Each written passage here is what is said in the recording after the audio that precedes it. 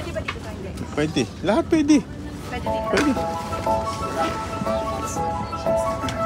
Okay, Lolo Eli, welcome sa iyong vlog. Kwentuhan na lang kita kung ano nangyari. Photoshoot sa aeroplano papunta sa Seoul, Korea. Meron tayong in-flight, on-flight meal. At after 4 hours, nandito na tayo sa Incheon International Airport. Follow the crowd. Ayan. Philippine Korea. Ayan. So, punta tayo ngayon sa Terminal 1. Dito tayo sa Terminal 2. Nag-land.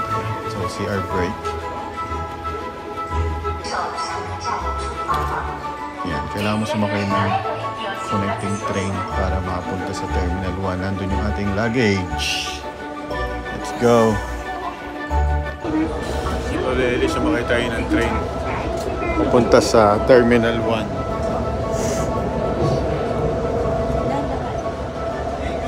Tingin sila sa labas.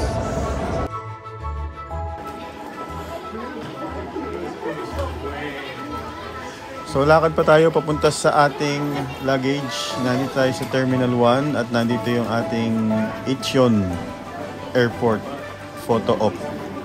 So saglit tayong huminto para sa shot in 3, 2, 1. Let's go.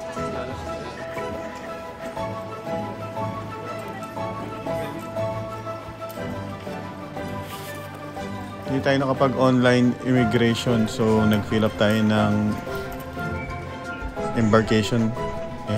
Nandito tayo ngayon sa Korean Incheon immigration. Tapos ayos na. Andyan na rin yung luggage at pupunta na tayo sa Kaya na kayo titira. Iniwan niyo ko na. Yung bus ticket. So kukuha tayo ng pera. Hindi tayo nakakuha ng pera.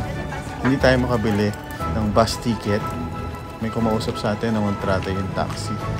So ang nangyari, taxi yung sinakyan natin. Tapos ang ibinayad natin ay Philippine peso. Yan dapat to. Tagal pinapanood ng vlog na yan sa bus ticket na yan.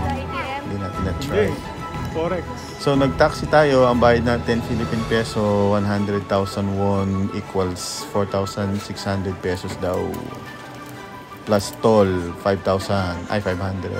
So medyo mahal. Ang maganda lang doon sa nangyari sa amin ay hinatid kami hanggang dun sa aming Airbnb. Hindi na kami naghanap ng matagal. 2:02 AM. Okay, so yun ang ating first day dito sa South Korea.